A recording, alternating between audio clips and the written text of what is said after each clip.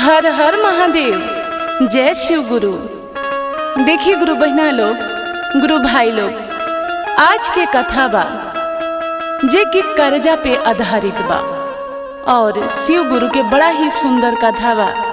तो आप सब जरूर सुनम, काहे कि देखिए पूरा अगर नहीं सुनत, थोड़ा सुनत तनी रहुआ आनंद जरूर मिली, लेकिन पूरा जब सुनम तो ये शिव चर्चा कथा से रहुआ ज्ञान पूरा मिली। देखिए एगो राजा रहत रहे, एगो राजा के एगो रानी रहत रही और वो लोग खूब बढ़िया से अपना राजपाट में रहता।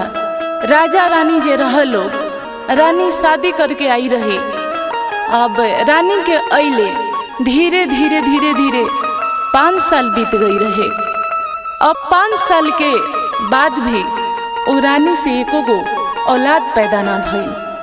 अब राजा दुखी और रानी दुखी कि हमनी के शादी के आज 5 साल हो गए और 5 साल में कोनो एक संतान हमनी के ना भइल। अब देखी राजा रानी दोनों लोग परेशान बा। अब राजा के का होता कि दूसरा बियाह होता। अब राजा साहब के दूसरा बियाह करके जब दूसरी रानी आवतरी तो उन्हों के रहत रहत 2-4 साल बीत जाता। अब उनका भी देह से कोनो संतान नहीं खे होत। अब देखी फिर राजा रानी परेशान कि एक तो हमरा देह से ना भइल, ये दूसरा भी रानी अइली तो इनका देह से ना भइल। अब ये लोग सोचता कि अब का करल जाओ। अब फिर राजा के तीसरा शादी होता। अब देखी तीसरा से भी कुछ समय बीत जाता और कोनो औलाद नहीं खे होत। ऐसे करते करते 4 गो शादी हो गई और राजा साहिब के चारों से कोनो संतान नहीं खे होत। अब देखिए ये चारों रानी और एगो राजा साहब, इस सब लोग परेशान बाकी हमनी के इतना सर संपत्ति हाथी घोड़ा इस सब पे के राज करी। और राजा साहब के बाद कोई तो ए राज के चलावे वाला चाहिए राजकुमार। अब देखिए का हो खता कि 4 शादी हो गई, चारों रानी से कोनो औलाद पैदा ना भइल। अब 5वां शादी होता। तब फिर शादी भइला के बाद में पहली वाली रानी और राजा साहब मंदिर जाके शिव गुरु से प्रार्थना करतनी जा कि हे महादेव, रउआ कृपा से तो हम 5 गो शादी कर लेनी, लेकिन 4 गो से कोनो औलाद हमरा ना भइल। एक बार दया करती कि है 5वां जे बाड़ी कम से कम इनका तो देह से कोनो संतान हो जाए।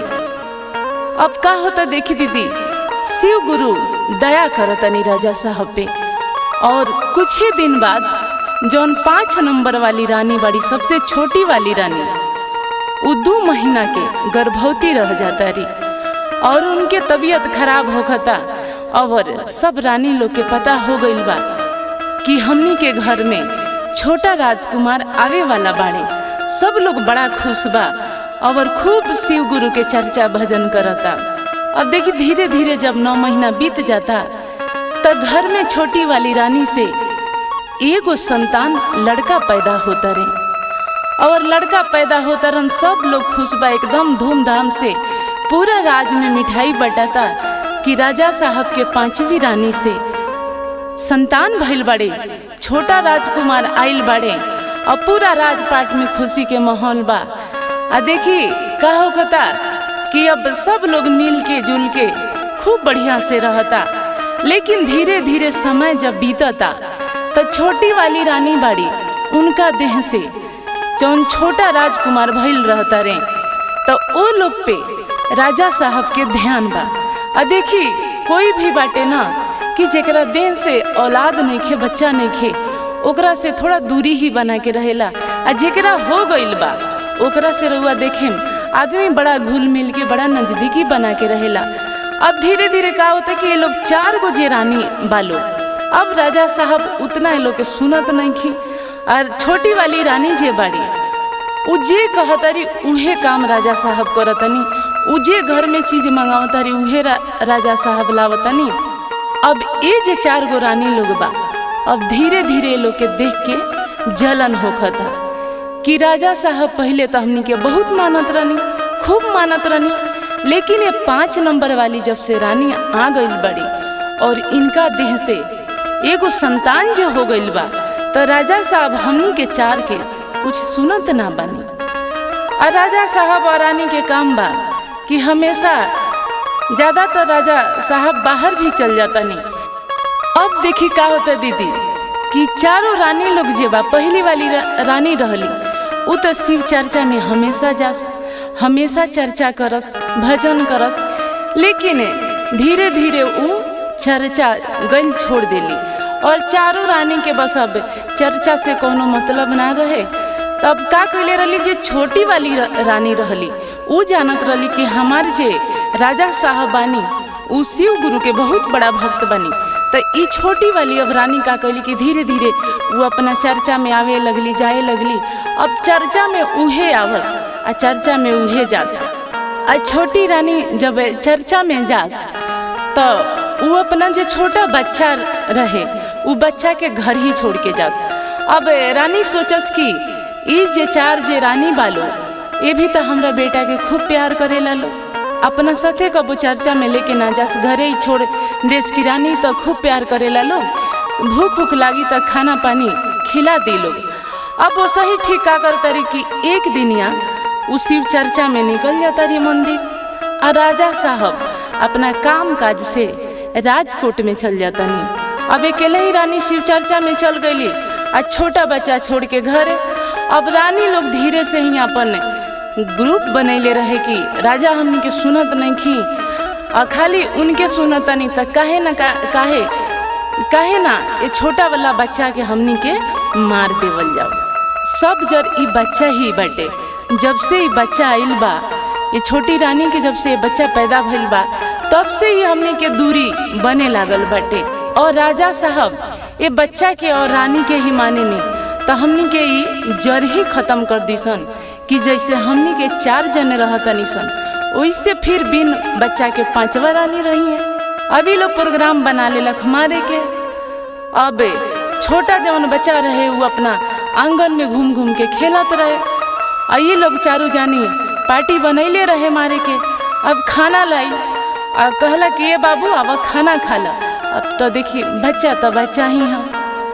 अब बउआ दौड़ के आइल और ये लोग का कहले रहे कि खाना में जहर चारों जाने मिल के मिला देले रहे और जहर मिला के वो बच्चा के खिया देलक। अब ठीक है 5 मिनट बाद दीदी वो बच्चा खैलक और मुरझा के गिर गई। ये लोग देख लेलक कि लड़का गिर गई, अब लड़का ना बची मर जाई।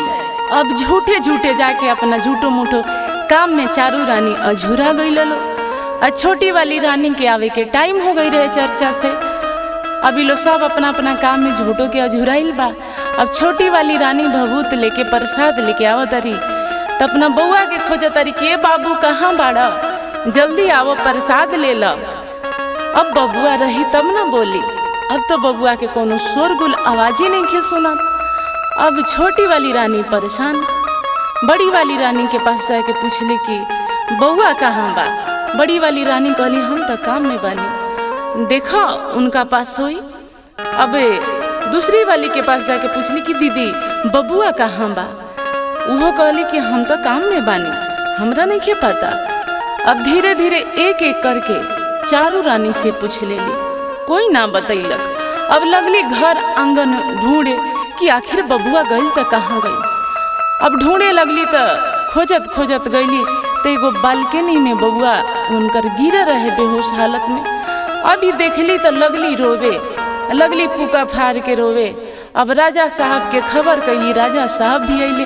अब राजा साहब के बड़ा दुख भइल कि इतना मतलब दुख के बाद 5-4 शादी के बाद एगो हमरा घर में संतान आई रहा, वो भी संतान अब ये दुनिया में नहीं खे। अब राजा साहब और रानी पुका फाड़ के रोता लो कि ई का हो गई। अब दीदी बच्चा के उठा के राजा साहब और रानी लेके शिव गुरु के मंदिर में चल गई ले लो, जहाँ पे लोग चर्चा करत रहे। अब शिव गुरु के मंदिर में लेके गई लो तो बच्चा शिव गुरु के चरण में रख दिला लो और लगला लो पुका फाड़ के रोवे कि हे शिव गुरु रउआ पल भर के खुशी दिहनी।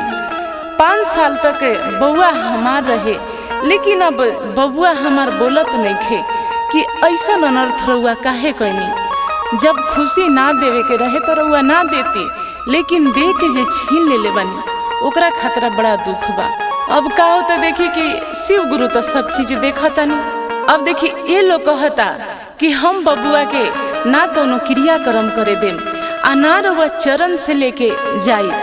ए बच्चा के रउआ जिंदा करे के पड़ी, काहे कि हमनी के जिए के आधारी बच्चा ही बा। अब का होता देखी कि शिव गुरु बानी तो पर्वत पे बैठल बानी, आंख मुनले बानी, काहे कि वो आंख मुन के सब लीला देखत नहीं ओइजा से।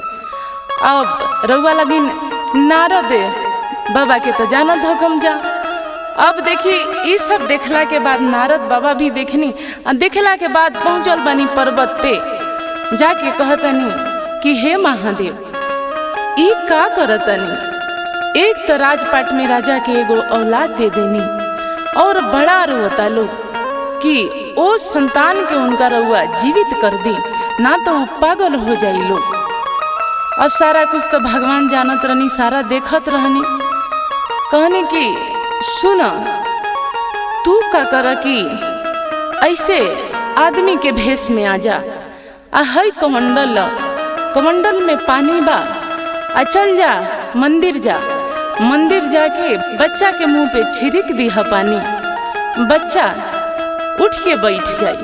अबे नारद मुनि जब गइल बनी तो आदमी के भेष में बानी, कहतनी का भइल बा, अरे तनी देखे दी लोग। अब कोई देखी जगह देत नहीं के, लेकिन फिर भी जगह बना के जा तनी राजा साहब रानी एकदम बिलखत आलो, रोवत आलो बच्चा लेके। अब नारद मुनि कहनी कि थोड़े हटी जा, हम तनी देखा तनी का भइल बा। और कमंडल से पानी लेके मुंह पे छींटत तनी, कुछ ही देर में बच्चा उठ के बैठ जाता रे। और उठ के बैठता रहन त जय शिव गुरु कहत रे। अब राजा रानी देखता लो कि बउआ हमार उठ के बैठ गई, बउआ तो हमार जीवित हो गई। अब खुश भइल बालो। अब राजा साहब रानी कहता रही कि बाबू जल्दी आवा गोदी में।